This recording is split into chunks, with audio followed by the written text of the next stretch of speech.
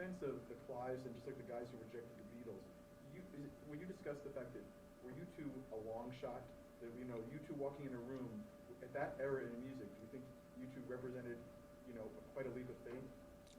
Well, it's two ways to look at it. I mean, from a record person's point of view, which is of course the stupid way to look at it, it was a ridiculous leap of faith. It was absurd because you got to keep in mind what was going on at the time in pop music.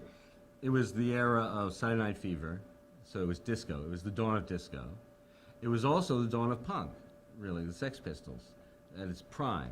So you had punk and disco are the two extremes, and there we are doing these 10-minute Wagnerian rock operas, which made no sense at all to anybody. And so from a record company's point of view, I think it made no sense. Now, from my point of view, I'm not even going to claim the higher ground of, art or that. I just thought, and I still think this way, by the way, commercially speaking, I always think you're starting 20,000 steps ahead of the game if you're doing something that no one else is doing.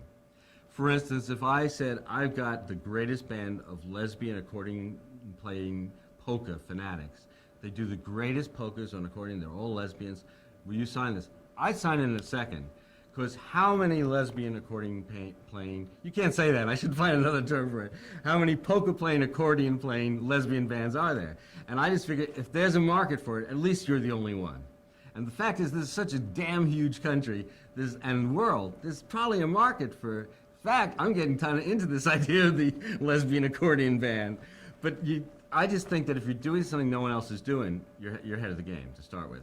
And so I'm sitting there thinking, if there's a market for a 350-pound guy singing Wagnerian 10-minute rock and roll epics, we got it covered. I couldn't think of any competition.